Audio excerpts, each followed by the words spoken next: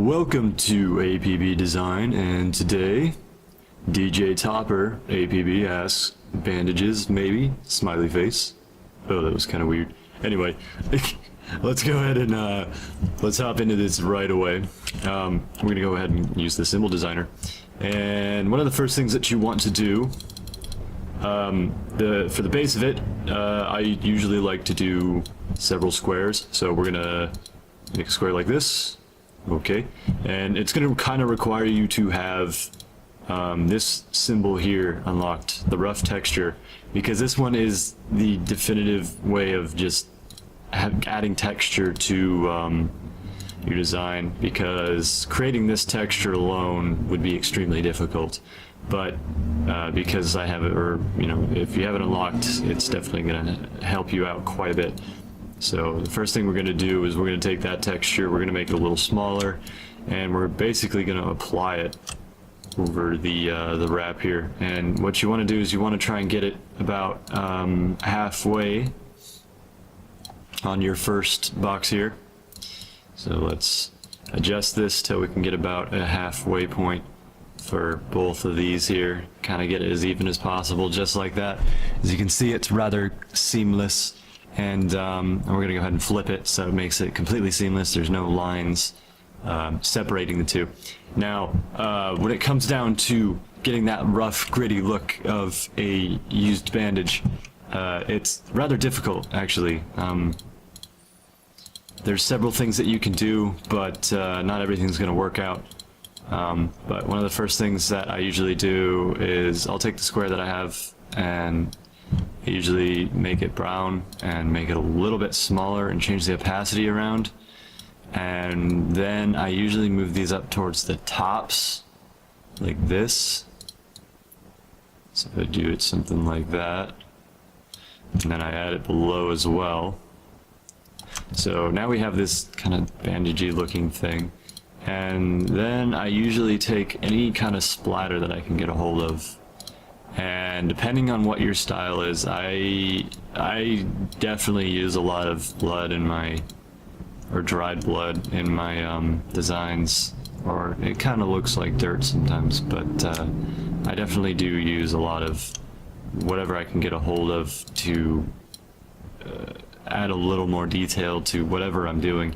So we're just kind of applying splatters at this point, changing the opacity on them. You don't want a solid blood stain, not necessarily. I mean, generally speaking, if you're going out there in the field, you're obviously not going to be bleeding all the time, so I mean, that would be ridiculous. But just use whatever you have. If you can't make these, don't worry too much about them. You can make some other, you can use some other ones to kind of help you out there. But in those regards, let's go ahead and take what we have here, and well, the first things first, shadows. Always shadows. Always, always, always shadows. Always apply your shadows wherever you can. So I'm going to take my gradient here, and I'm going to adjust it, and basically apply it over the top of this one, and we're going to change the opacity a little bit. And we just want it to kind of seamlessly go down. So it kind of has this kind of true look to it now, where the top of the bandage is a little darker, bottom is much lighter. So now we're going to take everything that we have here, and we're going to start off by duplicating it. And we're just going to move it up, and you want to take all your layers and move them down below everything else. So just like this, okay? So what separates these is you don't want two lines. That looks ridiculous, okay? So what you want to do is you want to do something like that, where it seamlessly goes across, okay? And the real technique here is you have all these splatters, right? Well, you don't want them to look the same, ever. That's one of the misconceptions, is like you don't want to just make a pattern and then repeat it. You want something different each time that you create the pattern or change it. Whatever you are doing, you want to change the pattern. So we're going to take this one now, and we're going to move it up here, okay? And instead of actually doing a full one this time, we're going to make it go downwards a bit. So let's go ahead and clean this up real quick. So we have this here, and we have that splatter's probably not going to work too well, so I'm going to move it over here. We're going to adjust our gradient square so it's on the edge here, and we're going to move our square as well so that it fits. And what did I miss here? I missed these two squares, so we'll just move them on over. So basically we're adjusting this one so that it's going to be working on the edge, and we're going to move this all the way down to the bottom just like before, always below your other ones. And now we're going to move it over. Now the next step here is we want it to go in between, like we want it to go over the middle layer, but we want it to go under the other layer.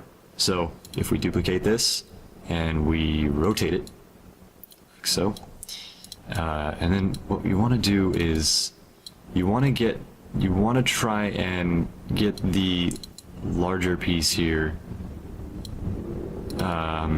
You want to skew it so that it fits better, if that makes sense. So if I essentially just kind of adjust the sizing and everything, I should eventually be able to get what I'm looking for here, which is a darker layer. Now what I noticed is that I actually did I need to flip this. There we go. I was using the wrong side. So go like that, and we need to adjust the square here, so let's go ahead and adjust that, and the gradient square, and then the this bottom square, we still need it. I was going to say get rid of it, but we do definitely need it still. You want to try and ensure that no extra layers get put into this. That's one of the hardest parts, is optimizing the layers as you go. So always try to make sure that no extra layers hop in and ruin what you're trying to work for here. So we have the bandages here, and we're going to actually rotate it more. See, the main focus here is, if you look at the bottom, you want to focus on the bottom down here, okay? You'll see that there's the light part that's sticking out, and we don't want that. So you want to rotate it to where it's just barely peeking out there, okay? And since it's barely peeking out at this point, we're pretty much set to change what we're doing here and apply the rest of the bandage below. So we're going to go ahead and grab our bandage here, and we're going to duplicate this one and move it all the way down to the bottom. And basically we're taking whatever we have and using it to our advantage.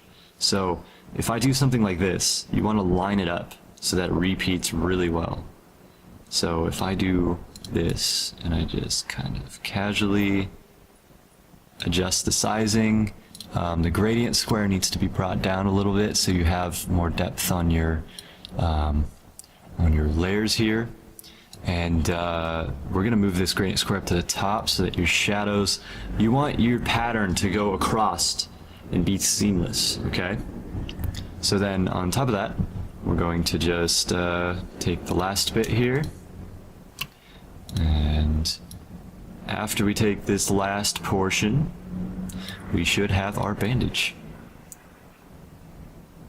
And because I am running out of time actually on the video here, our last bit is actually going to just be a picture showing you what it looks like when I'm done.